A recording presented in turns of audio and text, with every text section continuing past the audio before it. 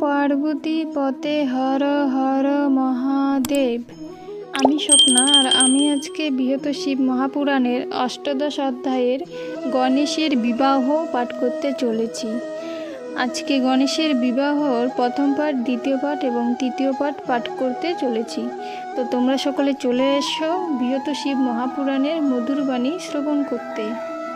আজকের শ্লোকটি হলো পিতৃস্য পূজনম কৃতা প্রক্রান্তি চ করতি চ তস্য বৈ পৃথিবীর জন্য ফলম ভবতি নিশ্চিতম।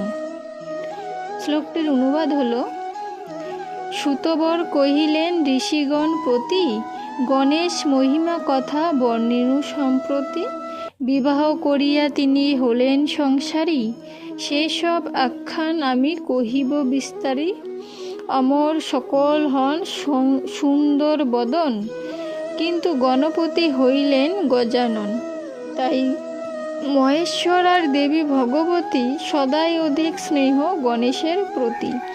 আর সেই গণেশ পিতৃমাতৃগণে খুশি করিবার তরে সেবেন যতনে। কার্তিক চুপ করে বসে না রহিল, মাতৃপিতৃ পাদপদ্ম যতনে সেবিল। হর ও পার্বতী তবে উভয়ের প্রতি, স্নেহ মায়া মমতায় নিমগণ অতি। একদা শঙ্করী কহিলেন পঞ্চাননে, হে দেব নিশ্চয়ই দেখিতেছ পুত্রগণে, তাহাদের দেহে এবে আসিল যৌবন, তাহলে বিবাহ দিতে উচিত এখন। মহেশ্বর কহে, হে শঙ্করী পুত্রদ্বয়, আমাদের নিকটে সমান প্রিয় হয়, কিন্তু অগ্রে কার দিব বিবাহ এখন, সে কারণে চিন্তাযুক্ত হয় মম মন। এই রূপে চিন্তা করে হর ও পার্বতী অবশেষে স্থির করিলেন এক যুক্তি। তবে তারা পুত্রদ্বয়ে আহ্বান করিতে, কার্তিক গণেশ তথা আসিল তরিতে। উভয়ের পাদপদ্মে করিয়া বন্দন, দুই ভ্রাতা দাঁড়াইল সম্মুখে তখন। মহেশ্বর কহিলেন, ওহে পুত্রদ্বয়, একটি নিয়ম মোরা করি এ সময়। তোমরা উভয়ে হও সমান এখন, ইতর বিশেষ কোনো না করি দর্শন।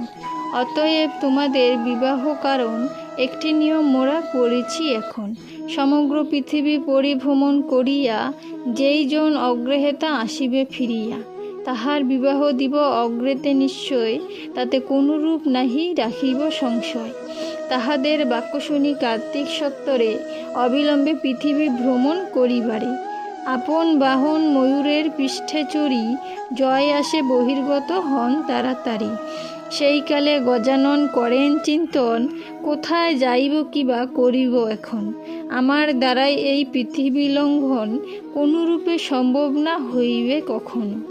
অল্পমাত্র পথ যেতে হাঁপাইয়া পড়ি, তাহলে এখন আমি কোন কার্য করি।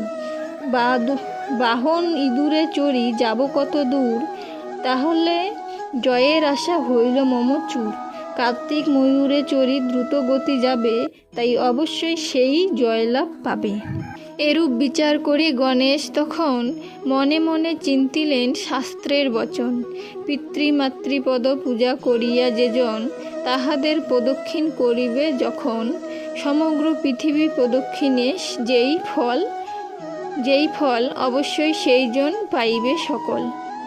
তবে আর বিলম্বের কিবা প্রয়োজন, এইক্ষণে সেই কার্য করিব সাধন।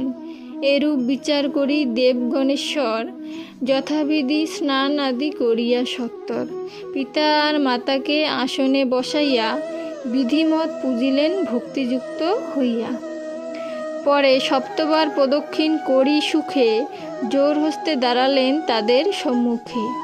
গণেশের এইরূপ দেখি ব্যবহার, হর পার্বতীর হইল আনন্দ অপার।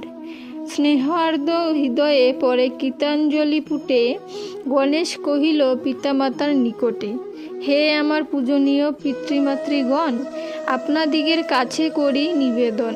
শীঘ্রই আমার শুভ বিবাহ দানিয়া, নিজেদের কথা রাখিবেন প্রীত হইয়া। পুত্রের বচন শুনি কহে পঞ্চানন, আমাদের সে নিয়ম করহ পালন। শশাগ্রা পৃথিবীকে পরিক্রমা করি, অগ্রেতে আসিলে তারে জয়ী বলে ধরি। সে উদ্দেশ্যে কার্তিকেয় করেছে গমন, তুমি এখনো নাহি যাও কি কারণ? প্রথমেতে তুমি যদি আসিবে ফিরিয়া, তাহলে তোমার আগে দিব মোরা বিয়া। তবে গণেশের মনে ক্রোধের উদয়, পিতৃমাতৃগণে কহিলেন সে সময়, 7 বার প্রদক্ষিণ করিনু পৃথিবী, তবে কেন কহ ইয়া হে দেব হে দেবী। আজকে বৃহত্তর শিব পুরাণের প্রথম, দ্বিতীয় এবং তৃতীয় পার্ট এখানেই সমাপ্ত হলো। তো সকলে অবশ্যই চেষ্টা করবে বৃহত্তর শিব মহাপুরাণের এই মধুর বাণী শ্রবণ করার বা বৃহত্তর শিব পুরাণ পাঠ করার। আজকে এখানেই সমাপ্ত করছি। সকলে ভালো থাকবেন। ধন্যবাদ।